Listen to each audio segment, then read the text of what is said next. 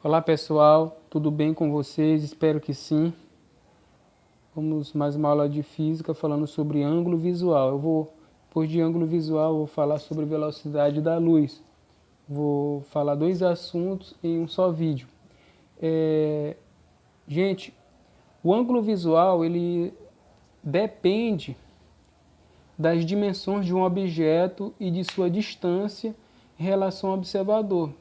Vocês estão observando aqui um olho que sinaliza aqui um observador e temos dois objetos, que nesse caso são as mesmas árvores. Esse aqui está mais perto do observador, com uma distância d, e esse outro aqui o observador afastou mais e ele já está com uma distância d'. O ângulo visual ele é formado, gente, entre os raios de luz que saem das extremidades de um objeto e o ponto de incidência desses raios com os olhos. Nesse caso dessa árvore mais afastada, os raios de luz que saem aqui das suas extremidades formam um ângulo visual, vou chamar de alfa. Esse aqui mais perto, o que eu coloquei aqui, dois raios de luz saem das suas extremidades, formando outro ângulo alfa, que é o ângulo visual. O afastamento do observador de um objeto faz com que o ângulo visual diminua. Quanto mais afastada a árvore, menor será o ângulo visual, tornando o objeto menor do que realmente é. Então, quando você viaja, você observa uma árvore longe, é possível você tampar a árvore com uma só mão, devido ao ângulo visual ser muito pequeno. Quanto mais distante o objeto estiver da sua visão, menor será o ângulo visual e menor será o tamanho do objeto.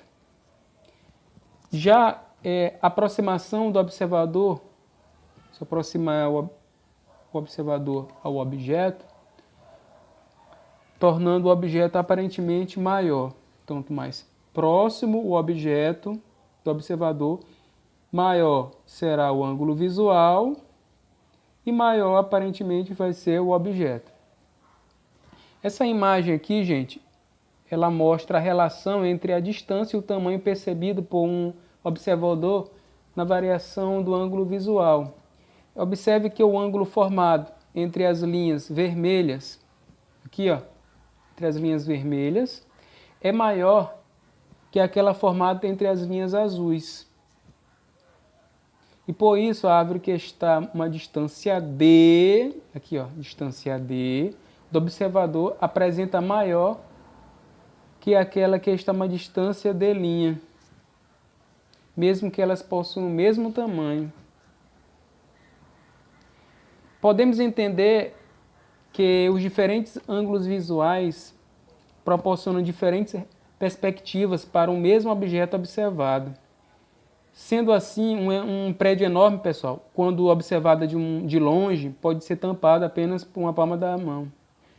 O ângulo visual mínimo para o qual o observador perceberá os pontos diferentes do objeto é chamado de limite de acuidade visual e corresponde a 1 minuto de grau. Lá, gente, vamos resolver mais uma questãozinha. Um observador, ao contemplar um objeto extenso, AB, está aqui um objeto extenso, uma torre, está recebendo de cada ponto do objeto um feixe de luz. Ó. Considere apenas os raios que partem da extremidade de AB e atingem o olho do observador. O ângulo visual, esse ângulo bem aqui, que ele enxerga essa torre, segundo o qual é observado pelo homem, é de 30 graus. Sabendo que a torre está a 50 metros de distância do observador, ó, o olho até a torre, 50 metros, determine a sua altura. Ele quer a altura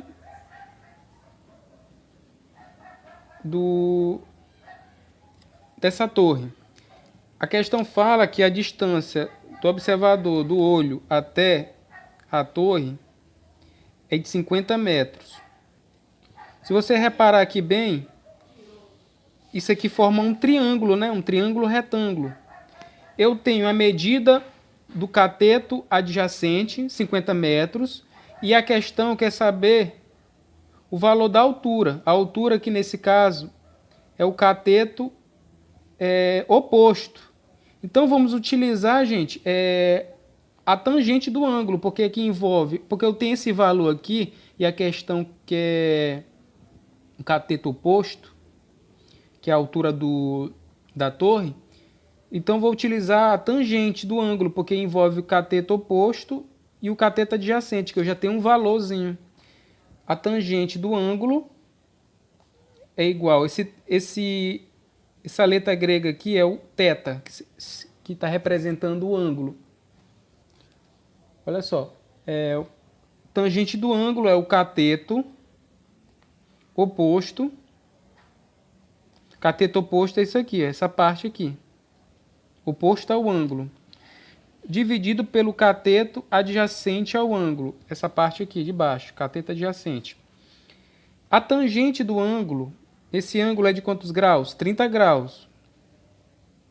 30 graus igual ao cateto oposto. O cateto oposto aqui é a altura H que eu quero procurar. H. Dividido pelo cateto adjacente, que vale 50. O cateto adjacente vale 50. Olha só como é que vai ficar. Fazendo bem aqui. Tangente de 30 graus, se você pega naquela tabela trigonométrica, a tangente de 30 graus vale raiz de 3 sobre 2. Tem até a musiquinha para você achar a tangente, o seno de 30, seno de 30, cosseno de 30, tangente de 30, seno de 45, cosseno de 45, tangente de 45, seno de 60, cosseno de 60 e a tangente de 60. Tem uma musiquinha, aí você vai pegar para poder dar uma estudada, se você não sabe dessa parte. Então é interessante você saber os valores do seno, cosseno e tangente dos ângulos, pelo menos de 30, 45 e 60 graus. Então a tangente de 30 graus vale raiz de 3 sobre 2. Isso vai ser igual, vou repetindo aqui, a altura H dividido por 50. Vou fazendo aqui, ó, meio pelos extremos. Ó, meio pelos extremos. Aí fica 2H igual, ó, 2H vezes 2H igual, ó, a 50 vezes raiz de 3. O que eu vou fazer? Vou passar esse 2 aqui dividindo. Aí vai ficar H igual a 50 raiz de 3 dividido por 2. Isso aqui vai ser igual, olha só. 50 dividido por 2 dá 25. Aí fica 25 raiz de 3 metros. Mas, não quero deixar raiz na resposta final. Porque tem questões que podem vir a resposta com um valor da raiz aqui, ó, raiz de 3, 25 raiz de 3. Mas se ele não quiser na forma de raiz, você vai ter que multiplicar o valor da raiz de 3. A raiz de 3 equivale a 1,7. Aí você vai multiplicar 25 vezes 1,7, que dá, porque raiz de 3 equivale a 1,7. Aí fica 25 vezes 1,7, que dá 42,5 metros. Então, a altura dessa torre vale 42,5 metros de altura.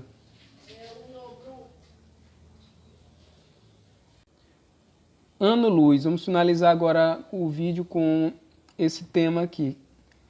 Ano-luz, gente, é a distância percorrida pela luz no vácuo durante um ano. Então, ano-luz está relacionado à distância percorrida pela luz.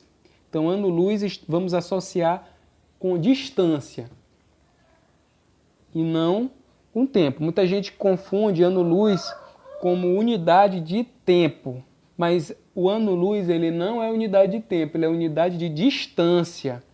Distância, nesse caso, percorrida pela luz durante um ano. Então, eu coloquei aqui embaixo para a gente ter uma ideia da distância que a luz percorre durante um ano. Então, a luz, durante um ano, ela percorre essa distância aqui, de 9,5 vezes 10 elevado a 15 metros de distância. E lembrando que a velocidade da luz equivale a 3 vezes 10 elevado a 8 metros por segundo. É uma coisa extremamente rápida. Isso, em quilômetros por segundo, equivale a 3 vezes 10 elevado a 5 quilômetros por segundo. Tirando aqui em notação científica, isso aqui equivale a 1, 2, 3, 4, 5. Olha só. A luz percorre 300 mil quilômetros por segundo. Ou seja, a luz tem que percorrer em um ano essa velocidade, isso no vácuo. Ele percorre essa distância aqui. Em notação científica, porque esse número é muito grande. Se eu colocasse 95, eu ia colocar 95 mais 14 zeros à direita. Então vai ficar uma coisa gigantesca. Para simplificar, se coloca em notação científica. Vou falar uma curiosidade aqui, gente, que vocês vão gostar. A estrela mais próxima daqui da Terra se chama Próxima Centauri. E a distância dela, em ano-luz, equivale a 4 anos-luz de distância. Ou seja, para eu chegar até essa estrela, Próxima Centauri, eu teria que percorrer em uma espaçonave, sendo que essa espaçonave deveria percorrer a velocidade da luz, 3 vezes 10 oitava, para eu chegar lá em 4 anos. Então, é extremamente difícil eu chegar lá, né? Que nós não temos capacidade de chegar lá com essa velocidade. Outra informação interessante, a estrela mais brilhante do céu noturno se chama Sirius. E a distância daqui para lá equivale a aproximadamente 8,5 anos-luz. Ou seja, a gente demoraria 8,5 anos viajando a velocidade da luz daqui para lá.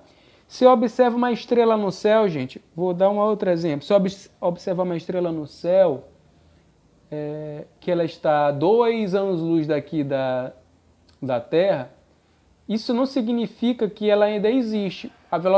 Porque a luz dela, que ela partiu de lá para cá, ela demorou 2 anos, mas pode ser que 2 anos depois ela poderia estar extinta, a gente só está olhando o brilho e ela poderia estar, essa estrela poderia ter morrido, então a gente não tem certeza, a gente está enxergando uma estrela no céu, mas a gente não tem certeza se essa estrela ela existe naquela posição, pode ser que ela morreu. A luz que a gente está captando demora anos e anos para chegar até nossos olhos. Então essa aqui é a aula de hoje, valeu pela atenção.